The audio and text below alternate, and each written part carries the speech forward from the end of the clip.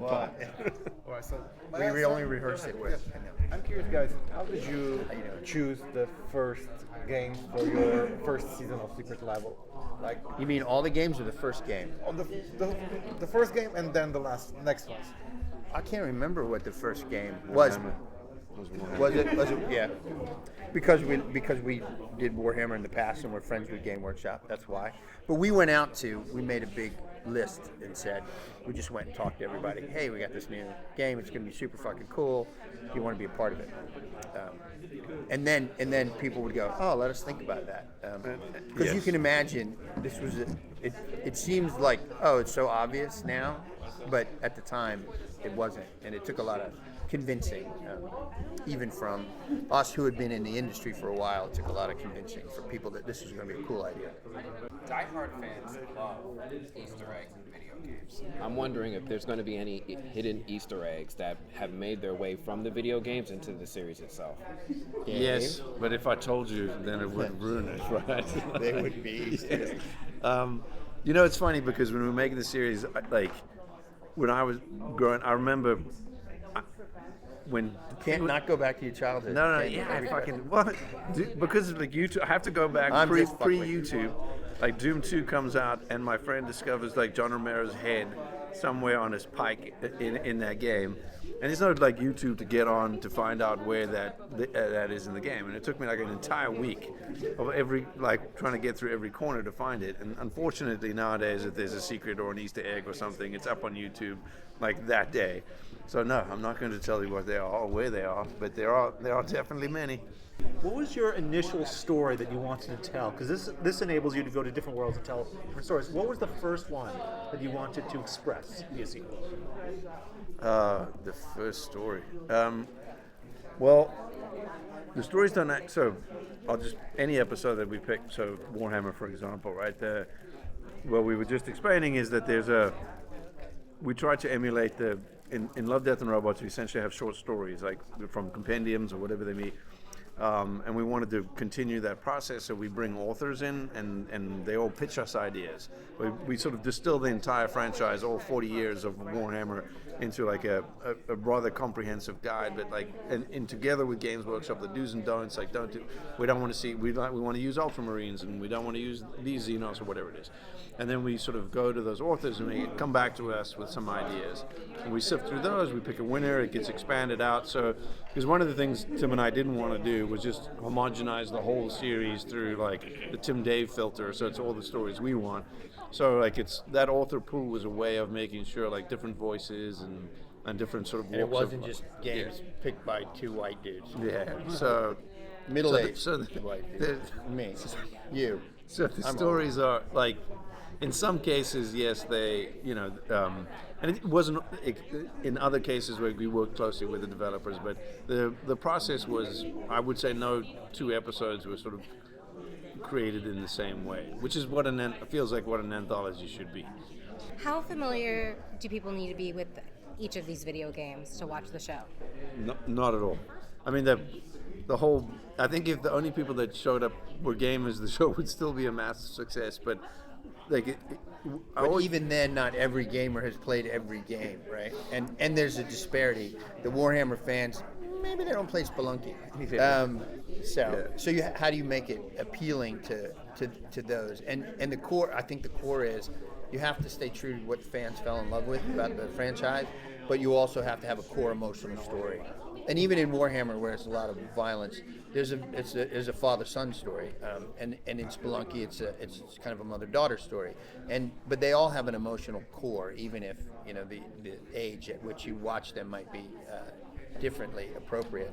So I feel like honestly I don't play half of those games because I'm too busy reading books, but and making stuff, but I can appreciate all of them. And even like the Warhammer one, when we sat someone down from a Hollywood studio, and I said, you're not going to understand any of this, and neither do I, honestly, but just let it wash over you because it's fucking beautiful. I mean, it is violent, but it is beautiful, and you can just have this experience. And Dave did a great job, he directed that one, of not overloading the audience with too much exposition or too much of the lore. It's just enough that you understand what the characters are doing and why, and then you can just enjoy the With a want to know more. Like my hope is that the non-fans are like, oh my god, I didn't know anything. You know, you may have watched your partner play with the tabletop game and wonder like, why is that interesting? And hopefully the episode makes them lean in and go like, oh, I would like to know more about that. And that'll hopefully make their gamer friend proud. You've got so many video game properties here, from Warhammer to Mega Man to Pac-Man. Are there any other video game properties that you wanted to include here, but you probably want to save for the future or any other future seasons? Oh, like a billion. Yes. I mean, Yes. the list we had is pretty. I wouldn't look at this list and say, this is the absolute like top pick. I mean, Dave's list would be different than my list, would be different from your list. But the show is comprised of the people that we went after, and then there's the people that said, yeah, we'll take a chance on this new show. But just one look at, we have a giant Google Doc of like all the games that we could put in the show, and it's massive. And you forget about all of them, and I'm like, oh my God, I lost 6 months of my life to flashback. I want to do a flashback game. So there's a lot of room left to. I think we have many seasons. Yes. If everybody shows up. I'm hoping that we can even have some sort of Tabletop game. Oh, yes, but even like I want to know what the community wants to see. I want to know like if there's maybe one day we'll have like an audience upvoted episode of like what do people want to see. Because it is just us sitting in a room picking stuff and Yeah. developers coming to us. Yeah, well, building on what he said, instead of just asking about specific titles, I'm curious what you think of as the essential criteria for a game to be considered for the show, and what kind of games you would say never would be on secret level. Well, I don't think I ever want to say no game could ever be Yeah. a part of Secret Level. I would like There were some porn games. We Oh, yeah, probably, probably. probably not going to. Yes. Probably I not don't going to know. explore that Were they, Tim? subcategory. You're saying like Yeah, Larry? yeah, there were some. I did play Leisure Suit Larry. I remember that a very, very long time ago. But I would, this first, anything new, there's an inherent like risk. We've never done this before. What is this going to be like? So I'm like, I love the fact that all these sort of disparate franchises came together and like, this sounds like a fucking great idea. Because it feels more in service of the community than any of their individual IP. Like I miss E3. I remember when I first got to LA and the convention was around, it was fucking awesome. I loved going, and it felt like the community came together for this moment, and like we don't, and now like, Jeff still has the Game Awards now, and whenever the gaming community comes together, it just feels like this big, monumental, joyous moment and celebration of like the biggest entertainment clubhouse on planet Earth. So like the first of those people, it was just like, hey, this seems new, but we'll support it. Like where would we do in future seasons? Yeah. But I love that. I don't think there's a defining. I think if anything, I just wouldn't, and we try to do this, is not make it like all sci-fi or like we would love Something about for it. everybody. Horror, like comedy, science fiction, fantasy. Like we try and get a little bit of indie nostalgia, AAA games. Like we want as much variety as we can get in the series.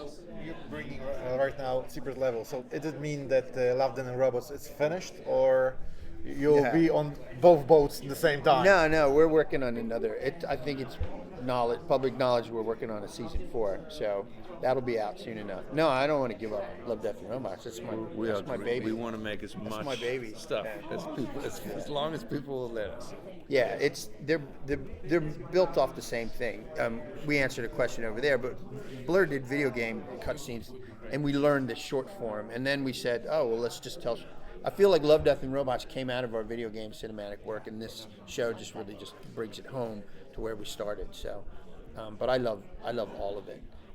The thing that's great about Love, Death and Robots is you can just do all this weird shit, and it's just Lots of it could be nudity, anything. sex. And, There is some sex. Yeah. Yeah, that's what I'm saying. I like sex. There was a question about I just what's don't- on the don't list on Secret Level. Well, but it's different. Yes. Well, how much creative freedom were you allowed in reimagining these games, or were there any restrictions or guidelines that were given you from the developers? Yes. Like I said, that we spend a couple of weeks with developers and we distill their franchises down to something digestible for the authors. But there's definitely like a do's and don'ts page, and like I was just joking, like, you know, sort of sex and nudity pop up a lot on the don't section. But the some gave us much more freedom than others. I don't know if you guys have seen any of the episodes yet, but you may watch Pac-Man, and that will inevitably show you the large amount of freedom we were given. Like, but in others, like in a new franchise that's just finding its feet, like Exodus, who like we love the developers Archetype, who we worked with a lot on the Old Republic trailers we did over the years. Like that, we're trying to be a little closer to what they're trying to build their franchise into being. So we're not sort of telling some abstract offshoot from their franchise. We're just staying a little closer to what they're doing. So it's, again, even in that space, it's there's a variety of like very true to IP. Like even Warhammer, like it's impossible to tell all of that, so we distilled it into like a violent tone poem for what we feel Warhammer in its sort of core DNA is. Sounds good. And we really are making these to. It's not like play the game and then watch the movie. We're hoping that people watch the movie and then play the game, because it's built to enhance the gameplay experience. These stories. We hope it drives people to play games, even though Amazon probably doesn't want us to say that, because their biggest competitor is games. You know, if you're playing a game, you're not watching Amazon. But we hope it goes both ways. But they have a games. Yes. the Yes, Prime same Game. thing. yes, they do. But still.